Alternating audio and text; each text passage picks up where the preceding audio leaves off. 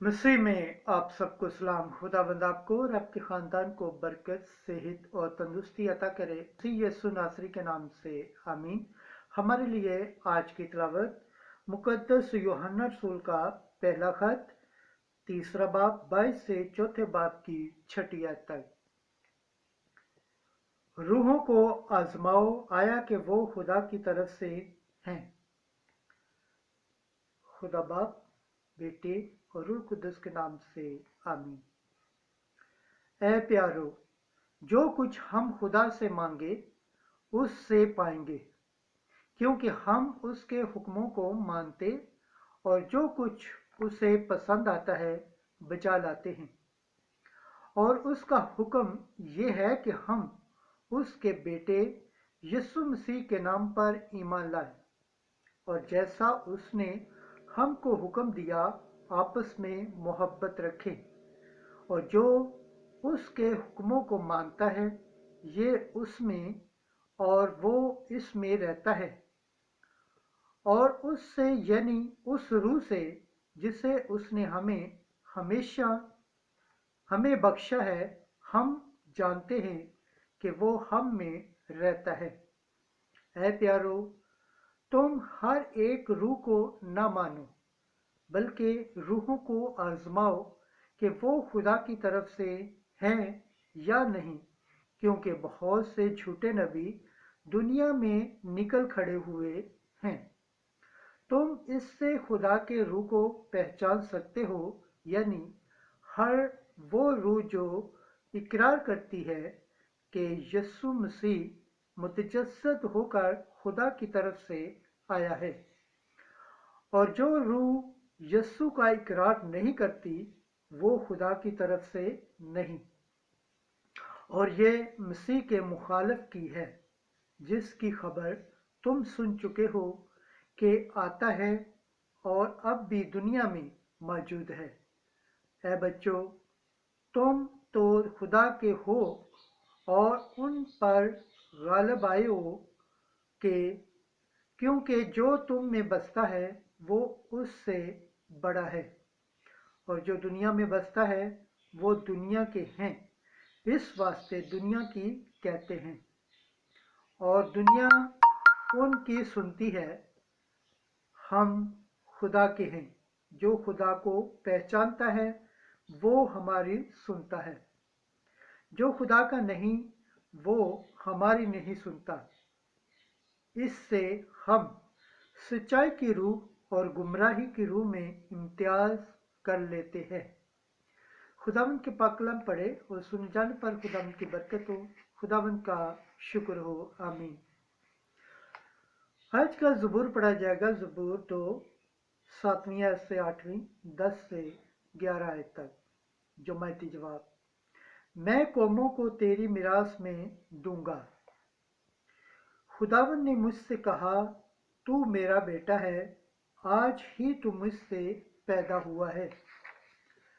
मुझसे मांग और मैं कौमों को तेरी मिरास में और ज़मीन की हदूद तेरी मलकियत में दूंगा।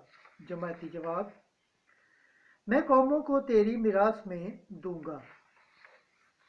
बस अब ए बादशाह समझ लो और ज़मीन के हुक्मरानों तरबियत हासिल करो।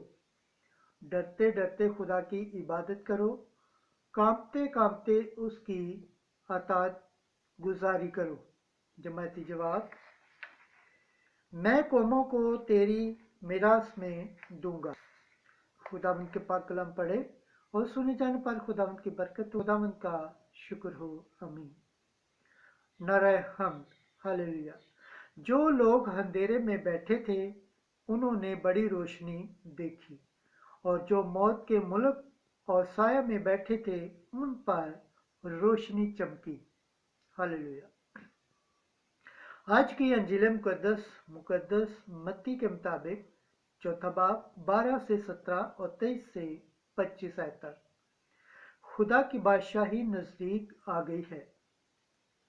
उस वक्त जब यीशु ने सुना कि यूहन्ना गिरफ्तार हुआ तो जलील को गया और नासरत को छोड़कर कुफर नहूम में जा बसा, जो जलील के किनारे ज़बूलून और नप्ताली की सरहदों में है, ताकि जो इशाया नबी की मार्फत कहा गया था वो पूरा हो कि ज़बूलून की सरजमीन और नप्ताली की सरजमीन जलील की राह और उर्दन के पार गैर कौमों का जलील, जो लोग अंधेरे में थे उन्होंने बड़ी रोशनी देखी, और जो मौत के मुल्क और साए में बैठे थे उन पर रोशनी चमकी। उसी वक्त से यीशु ने मनादी करना और ये कहना शुरू किया कि तौबा करो, क्योंकि आसमान की बादशाही नज़दीक आ गई है। और यीशु तमाम जलील में फिरता रहा और उनके इबादत खानों में तालीम देता और बादशाहत की खुशखबरी की मनादी करता और लोगों की हर एक बीमारी और कमज़ोरी दूर करता रहा। और उसकी शोहरत तमाम सूरिया में फैल गई, और लोग सब बीमारों को, जो तरह तरह की बीमारियों और तकलीफ़ों में गिरफ्तार थे, असेबज़ादों और मुसरियों और मफलूजों को उसके पास लाए, और उसने उन्हें अच्छा किया।